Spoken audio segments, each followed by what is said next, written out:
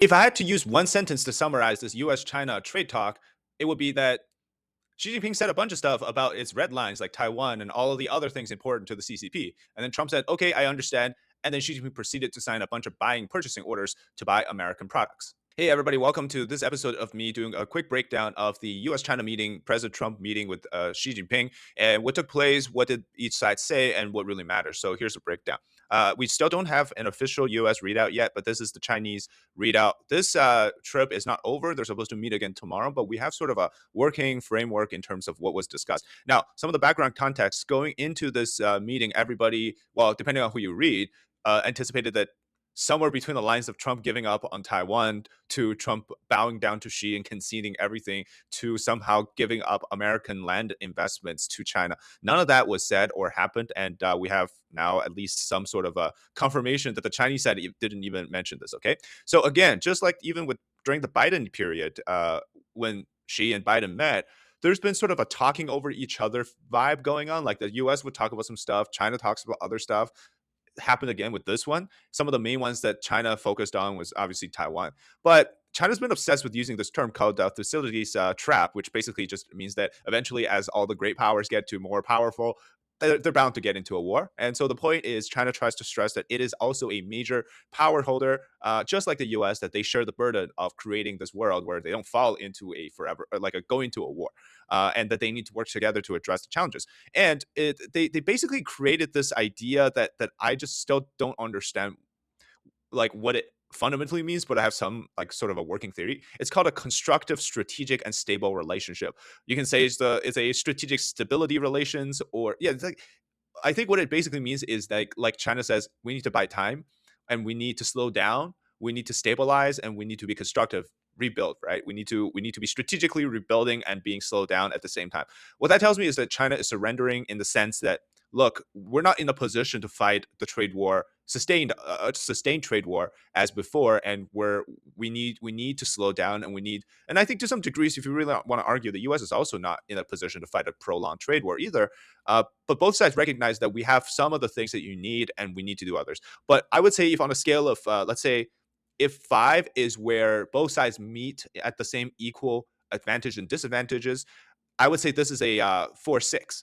Six to the U.S. side, four to the Chinese side. I'll explain in a bit what that means, but it's not like a 7-3 or a 8-2 type of very imbalance in terms of who holds all the cards. But I think still going to this to this meeting that the Trump had more cards in his hand, which I'll explain. Okay, so number one, this whole readout didn't mention anything about rare earth minerals. And the U.S. side too. They said some stuff about buying up. The China will buy up American crude oil, buy up more liquefied natural gas. What else is there? Make progress on U.S. investment, which this one I think is very questionable. Why you want Chinese investments into U.S. industries? Maybe it's like less critical industries, agricultural products, soybeans, flow of fentanyl. This was discussed, but it wasn't mentioned in the Chinese readout. Keeping Straits of Hormuz open again. Okay, so that's the part that it wasn't mentioned in the Chinese readout that they would keep the Strait of Hormuz open, but Trump has been stressing the fact that he's saying that Xi agreed to this. So we'll see. Maybe there will be an even longer comprehensive readout that comes up. But anyways, the point I want to stress first is this constructive strategic stability. And that's essentially saying that, look, we can't fight a long fight. We need to slow down and build and return to the things. Okay, and then the first big question is the Taiwan question. So this again didn't appear like on the American side as if like on the U.S. sort of short statement, it didn't mention anything about Taiwan, and yet here Xi Jinping emphasized the number one issue is the most important issue to the U.S.-China relation is the Taiwan issue.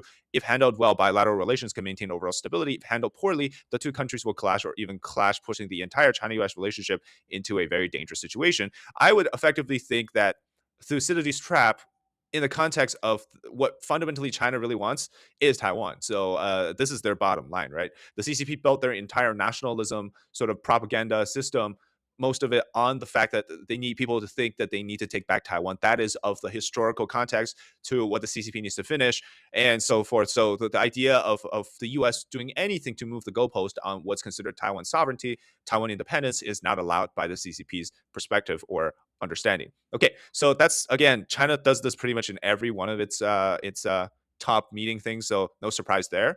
Um, Other stuff. Okay, so then they talked about the Korean Peninsula, the Ukraine crises, Middle East, what's happening there, and then talked about pretty much just other random stuff, and that was it. So it sounds like to me things that were really important to China are basically what they said in that one post, which was like the four red lines. Number one was the Taiwan question. Number two was religion and democracy. Number three was development and something else. But I'll post that picture here so you can see what I'm talking about.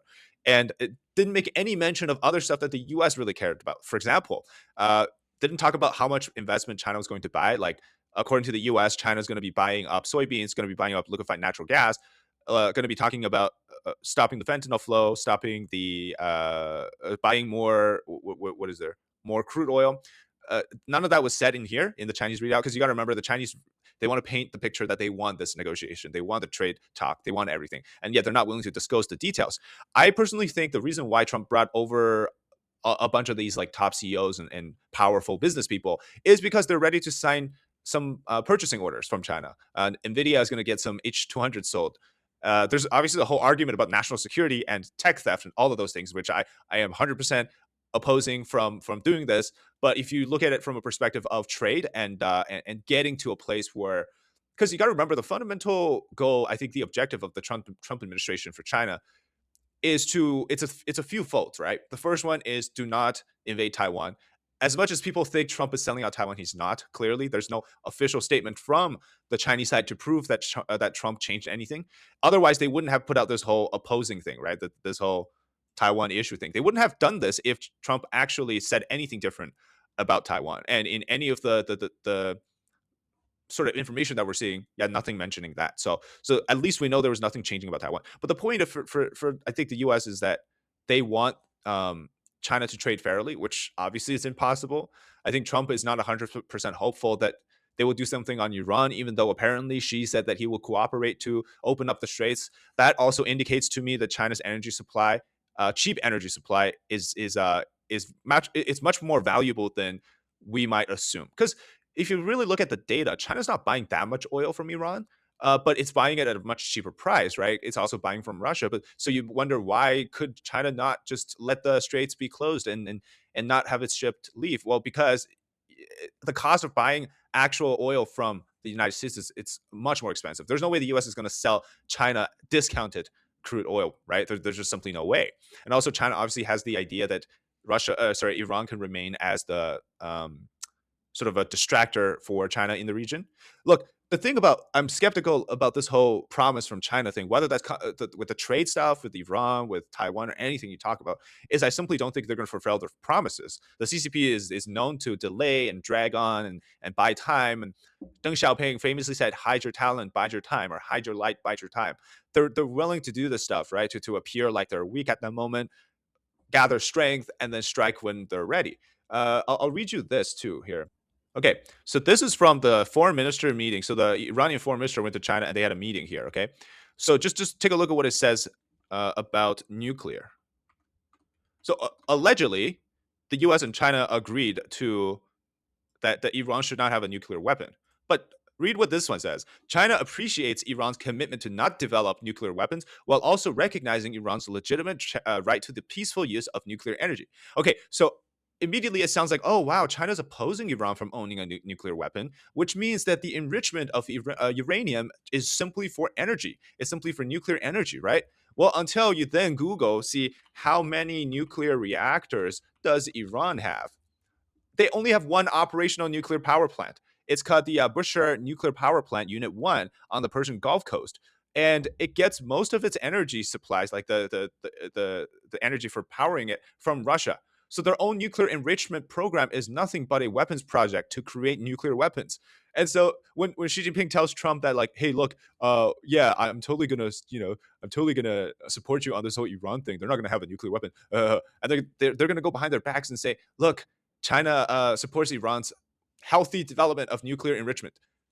Who's lying here? Obviously, China is again. So I think that at the end of the day, I don't even think the Trump administration expects that much to be fulfilled or done. I think this is the start of sort of a framework of ongoing talks. I mean, Xi Jinping is supposed to visit the White House in September of this year. So over at least the next 6 months or so, right? Because now it's not even 6 months. Now it's May, so the next 4 months, less than 4 months. Yeah, that's basically where the trades are. You know, China is basically using a wad of cash to buy some time from the U.S. From the U.S. to say that we're going to do more, and to see if so if we do get a full detailed readout from the American side, we might see something like reduction of certain tariffs or certain investment sanctions on particular industries. But we're also going to see a lot of things like purchasing orders, like as I mentioned. You know, China's buying soybeans, China's buying gas, China's buying oil, China's buying semiconductor chips, those kind of things. And so, but all of the key issues like Taiwan, Iran, I would even think human rights, and those questions were definitely discussed in the meeting for sure. But I don't think they're getting anywhere yet just off of this one. So I think this is just a beginning of a sort of a framework. Obviously, China tried their best to woo Trump into they got the whole, like, I can show you some videos here, but they had the whole streets lined. They had people doing like weird celebrations. Let's see if we can find some, which I actually thought was funny.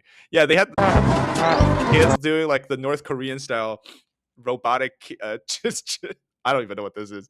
There's a side to side comparison of the two countries. Pretty insane. Let's see if this is like another angle of it, bouncing up and down, in front of the Great Hall of People. What else is there? Yeah, so and then Trump's demeanor during this whole thing is just like, wow, I appreciate you, man. Like, thanks for having me here in China. Oh yeah, here's what Marco Rubio said. To invade Taiwan? Well, I think China's preference is probably to have Taiwan willingly, voluntarily join them. In a perfect world, what they would want is some vote or a referendum in Taiwan that agrees to fold in. I think that's what they would prefer. Ultimately, it's featured prominently in President Xi's mandate in the time he's been in office. He's made clear that what they call reunification, that's what they call it, is something that has to happen at some point. We think it would be a terrible mistake to force that through force or anything of that nature. There would be repercussions for that globally, not just from the United States. And we kind of leave it there. That sort of ambiguity is what I think has defined the way we characterize this issue. And the reason being is strategic ambiguities. We don't want to see conflict. We don't want to see something disruptive happen, because I think it would be very disruptive for the world and for both countries. Well, at the end, he says for both countries. So Marco Rubio says Taiwan's a country, confirmed. Okay, hope I did some clarification on the situation so far. And if we have more shocking details that come out about this trip, which I highly doubt, we'll bring that update to you. But so far, that's what happened during the Trump visit to China. Thanks for watching, and subscribe to the channel if you haven't already. And we'll see you in the next one. Bye-bye.